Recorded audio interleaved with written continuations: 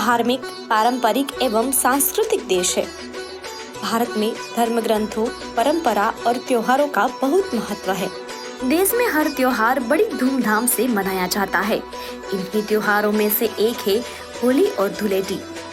यह त्योहार एक ऐसा त्योहार है जिसका बड़ों से लेकर बच्चे भी बेसब्री से इंतजार करते हैं। इस साल यानी 2024 में रंगों का त्योहार 25 मार्च को मनाया जाएगा। भारत के अधिकांश हिस्सों में उत्सव केवल 2 दिनों तक चलता है। 24 मार्च को होलिका दहन और 25 मार्च को धुलेटी।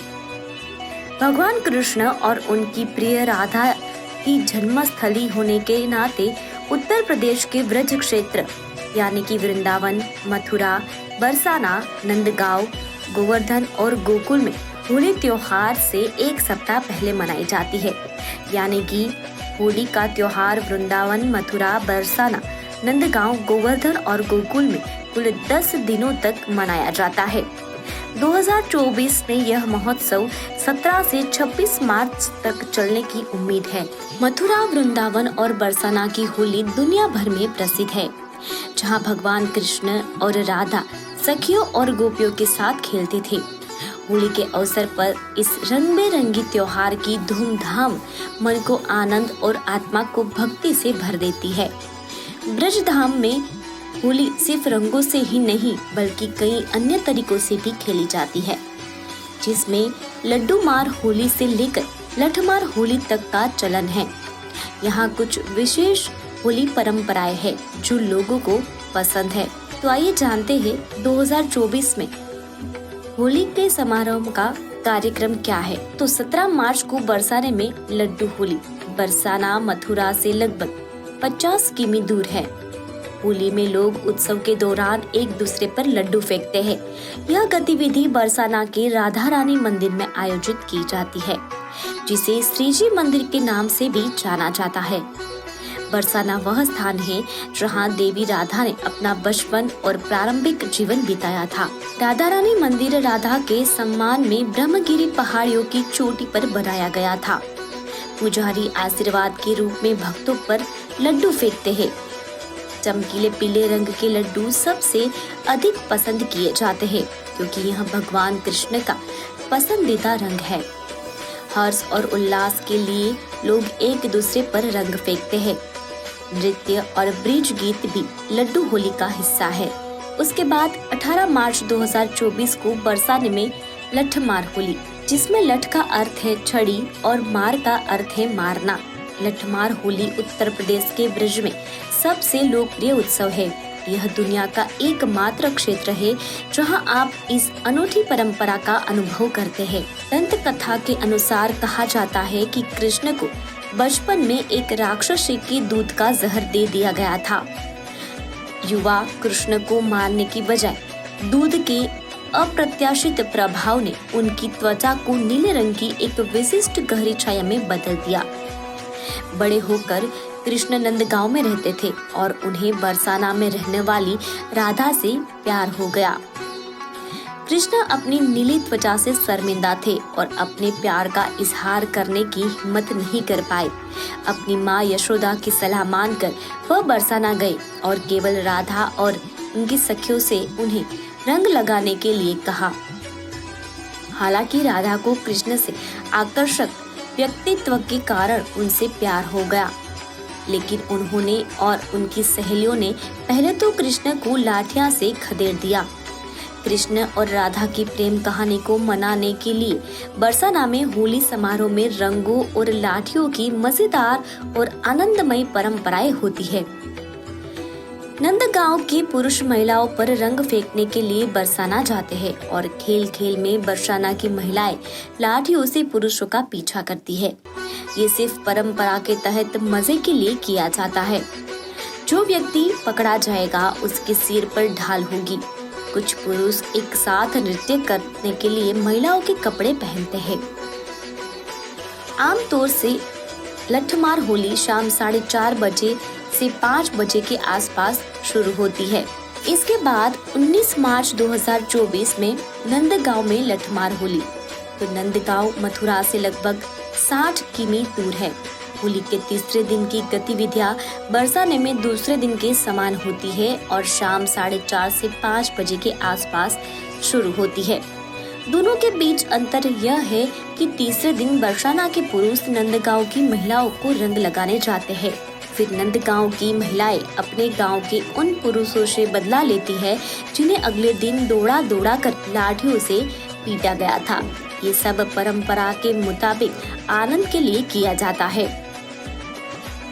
सभी घटनाओं को देखने के लिए शाम 4 बजे से पहले नंदगांव पहुंचना पड़ता है। इसके बाद है 20 मार्च 2024 वृंदावन और मथुरा में फूल वाली होली। तो वृंदावन मथुरा से लगभग 15 किमी दूर है।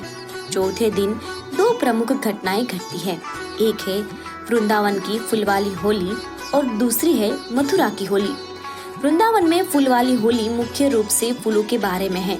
यह बांके बिहारी मंदिर में मनाया जाता है, जिसे दुनिया में भगवान कृष्ण को समर्पित सबसे पवित्र और सबसे प्रसिद्ध मंदिर माना जाता है। मंदिर शाम करीब 4 बजे खुलता है। पूजा के लिए मंदिर में बड़ी संख्या में श्रद्धालु आते हैं, इसलिए आपको प्रवेश के लिए जल्दी पहुंचने की सलाह भी दी जाती है। पुजारी आशीर्वाद के रूप में भक्तों पर फूल फेंकते हैं। पूरा घटनाक्रम 20 से 25 मिनट तक चलता है। रंग बिरंगी फूलों के साथ मंत्रोच्चार और नृत्य निश्चित रूप से आनंद लेने लायक है। चौथे दिन मथुरा में कृष्ण जन्मभूमि मंदिर में एक और बड़ा उत्सव होता है। यह बांके बिहारी मंदिर से लगभग 11 किमी दूर है। वहाँ कार्यक्रम दोपहर करीब 1 बजे शुरू होते हैं और शाम तक चलते हैं। वहीं का मुख्य आकर्षण लठमार होली, फूल, रंग और स्थानीय लोगों के गीत और नृत्य है। इसके बाद 21 मार्च 2024 गोकुल में छड़ी मार होली।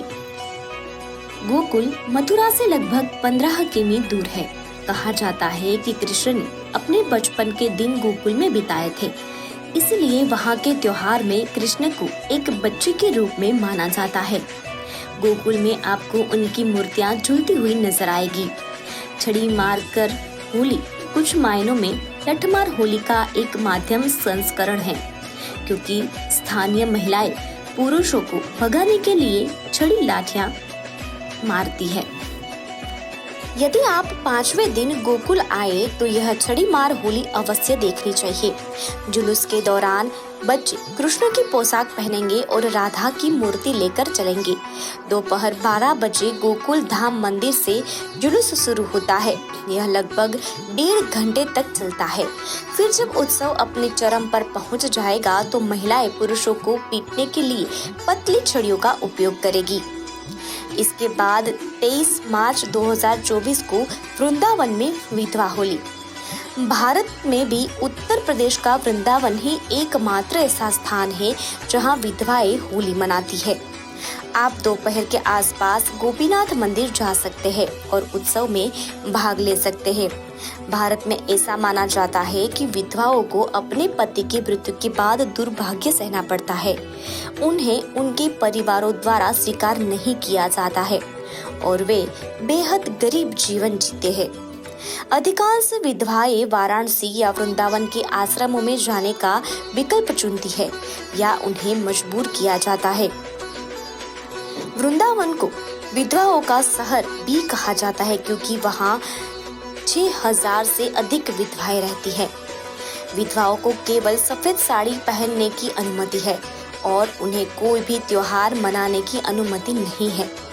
2013 में सुलभ इंटरनेशनल, एक सामाजिक सेवा संगठन ने विधवाओं को बेहतर जीवन जीने में मदद करने के लिए वृंदावन में होली मनाना शुरू किया। वृंदावन में विधवाएं होली के छठे दिन लाल, गुलाबी और अन्य रंगीन कपड़े पहन सकती है, जिनमें वाराणसी के कुछ लोग भी शामिल है। सब विधवाएं गोपीनाथ मंदिर में इकट्ठा होती है, गुलाल और फूलों की पंखुड़ियां फेंकती है, नृत्य करती है, गाती है और भगवान कृष्ण के भजन करती है।